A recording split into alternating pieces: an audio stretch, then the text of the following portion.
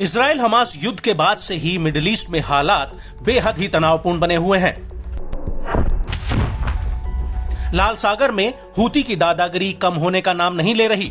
वहीं अमेरिका और ब्रिटेन ने एक साथ मिलकर यमन के भीतर हूती पर कई हवाई हमले किए हैं और इनके जवाब में हूती लगातार लाल सागर और अरब सागर में अमेरिकी जहाजों पर हमले कर रहा है। लेकिन इस सब के बीच अब मिडिल ईस्ट अमेरिकी सेना के लिए एक ज्वालामुखी बन चुका है जो कभी भी फट सकता है। दरअसल जॉर्डन में आधी रात के दौरान अमेरिकी सैनिकों की एक चौकी पर एक बड़ा ड्रोन हमला हुआ है जिसमें अमेरिका के 3 सैनिक मारे गए हैं जबकि 30 से ज्यादा सैनिक गंभीर रूप से घायल हुए हैं। बताया जा रहा है कि जिस जगह पर यह हमला हुआ है वो सीरिया के बॉर्डर से बेहद ही करीब है। हालांकि कुछ मीडिया रिपोर्ट्स में जॉर्डन सरकार के प्रवक्ता के हवाले से कहा गया है कि जहां पर यह हमला हुआ है वो जॉर्डन की सीमा से बाहर था।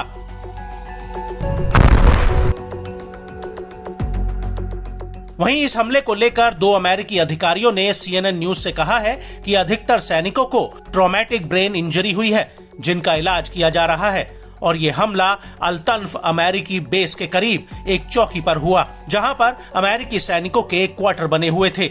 इस सैन्य चौकी को टावर 22 के नाम से जाना जाता है जो सीरिया बॉर्डर के बेहद ही करीब है।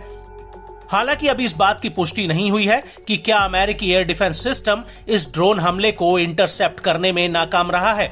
और बड़ी बात यह है कि जिन अमेरिकी सैनिकों पर यह हमला हुआ है वो सैनिक जॉर्डन के साथ मिशन एडवाइस और असिस्ट के तहत वहां ठहरे हुए थे।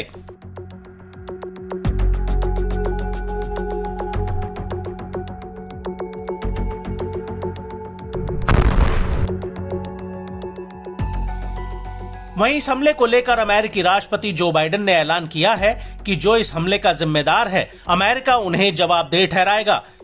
इसको लेकर जो बाइडेन ने एक बयान भी जारी किया है।